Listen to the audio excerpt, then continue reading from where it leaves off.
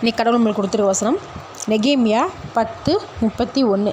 தேசத்தின் ஜனங்கள் ஓய்வு நாளிலே சரக்குகளையும் எந்தவித தானிய தவசத்தையும் விற்கிறதற்கு கொண்டு வந்தால் நாங்கள் அதை ஓய்வு நாளிலும் பரிசுத்த நாளிலும் அவர்கள் கையில் கொள்ளாதிருப்போம் என்றும், நாங்கள் 7ஆம் வருஷத்தை விடுதலை வருஷமாக்கி சகல கடன்களையும் விட்டு விடுவோம் என்றும் ஆணையிட்டு பிரமாணம் பண்ணினார்கள். இந்த வசனத்தை கொடுத்து கடவுள் நம்மகிட்ட என்ன சொல்கிறது பார்ப்போம். இந்த வசனத்தில் இஸ்ரவேல் மக்கள் மனம் திரும்பி தேவனுடைய கட்டளைகளை கடைபிடிக்க ஒரு உடன்படிக்கை பண்ணுறாங்க.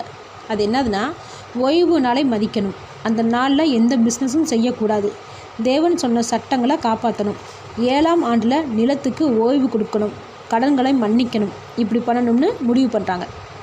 ஆனால் கொஞ்ச நாள்லேயும் மறுபடியும் தவறுகள் செய்கிறாங்க. நெகேமியா 10:13 படித்து பார்த்தா தெரியும்.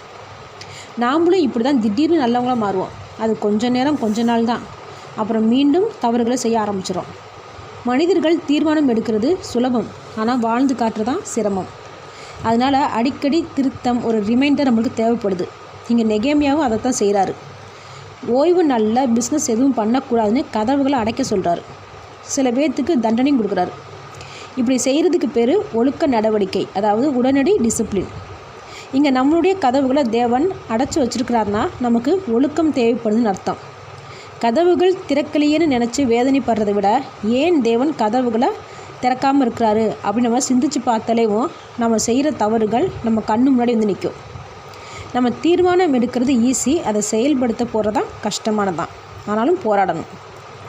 படிக்கணும், சம்பாதிக்கணும், வேலை பார்க்கணும், ஒழுக்கமாக வாழணும், இப்படி நினைக்கிறது ஈஸி. ஆனால் அதுக்கு நாம் உழைக்கணும், அதுவும் நம்பிக்கையோடு உழைக்கணும்.